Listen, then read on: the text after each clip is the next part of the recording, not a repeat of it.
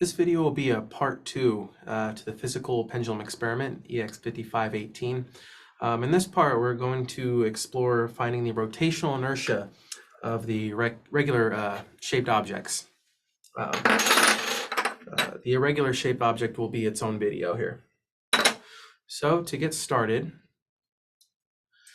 let's go ahead and open Capstone up here. Let's move my thumbnail up out of the way there. All right. So when you open the Capstone files, what the introduction is going to look at, exploring some theory, list of material, make sure you have the 850 and the rotary motion sensor connected to channel A.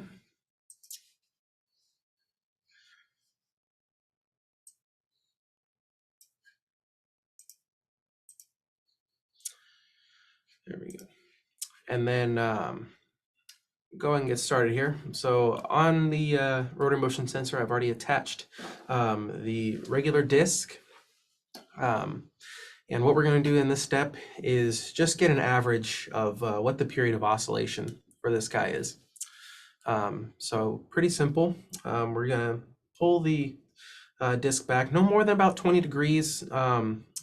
You give it too much, your data is going to be a little bit off. So about 20 degrees at the starting point, and let it go and just hit record. And let this go for at least 10 full oscillations, but we're going to go with what the lab says and do 25 seconds here. And as this runs through, you'll see that there's a red line here. This is actually an equation that was built into the calculator right here. It's measuring the period and averaging it as you go. All right, so we'll go ahead and hit stop here. And then we'll select the red data set.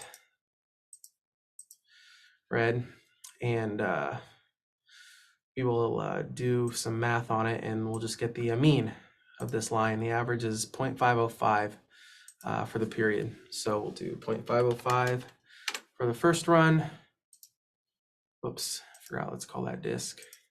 0.505, there we go. And you'll see these are already built in here for each shape. Let me actually go back in here and delete that since we'll go back to the regular disk. And then we're just going to do this process again. Forgot to get it moving there. Oops.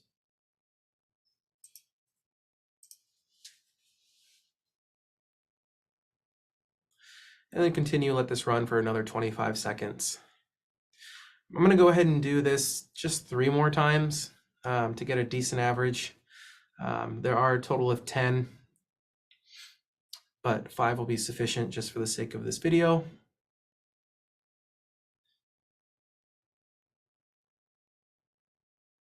All right, go ahead and stop.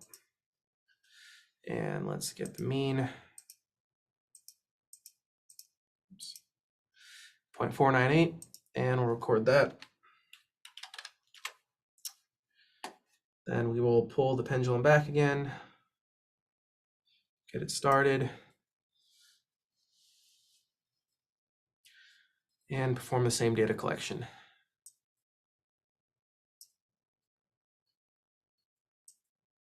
Here we go.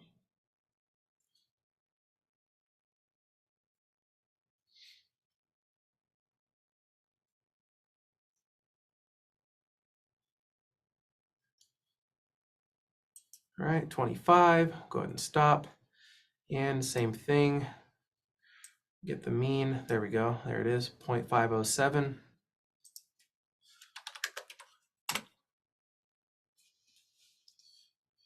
And we'll do it again.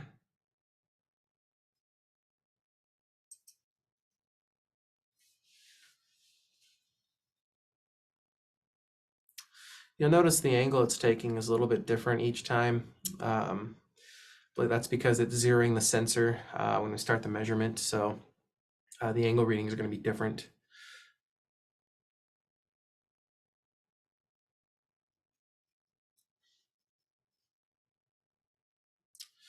All right, 25.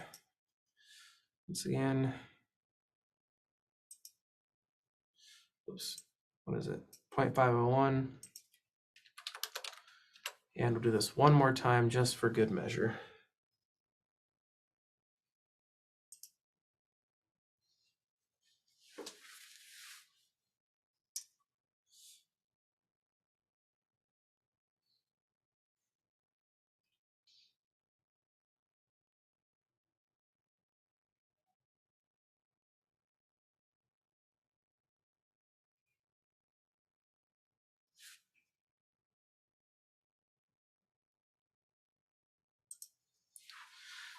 Then once again, make sure that data set is selected, and we'll go over here and get our mean displayed, 0.499.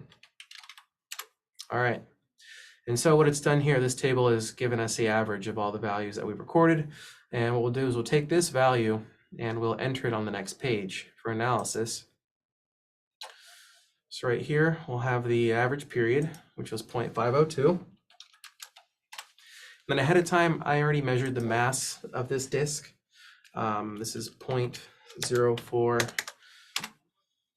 kilograms, and the distance from the center of mass to the pivot here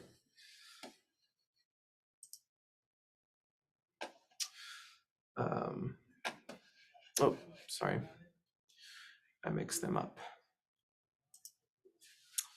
This one was 0.04 meters. There we go. This was just about 90 grams exactly. And then we have to calculate the rotational inertia around the pivot, or about the pivot. That's given by this equation right up here. So if we calculate this out, just plugging these numbers directly into the formula here. Let's see, let me bring up let's get a calculator going.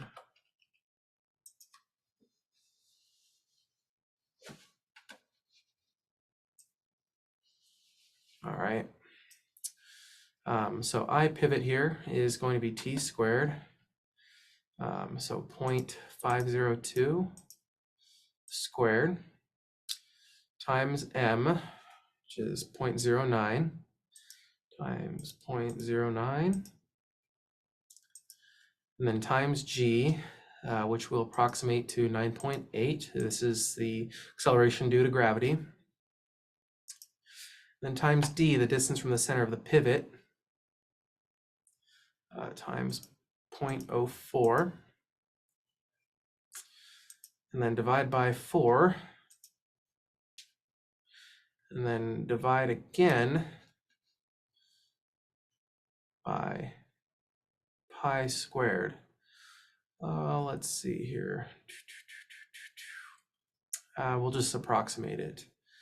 0.314, whoops, 3.14. 0.14159, that should be good enough. Squared. Whoops, appears I lost the value there. Try that one more time. So 0.502 squared times 0.09 times gravity times distance from the center of the pivot, from the pivot to the center, divide by 4, divide by pi, and then divide by pi again.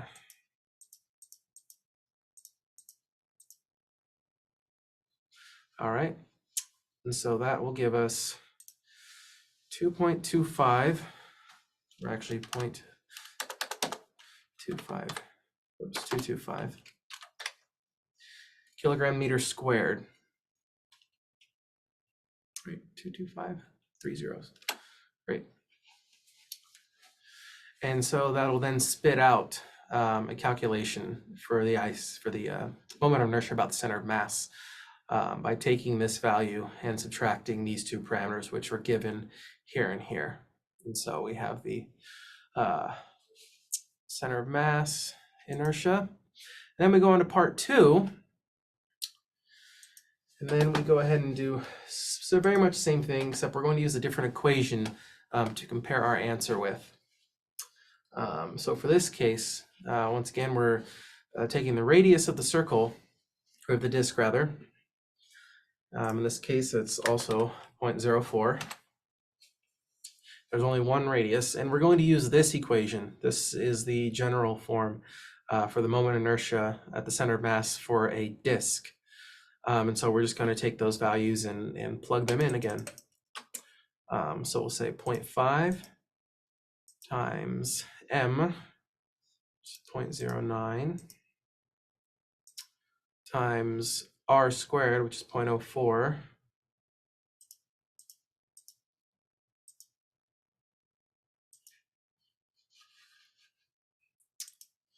and so we get a calculated value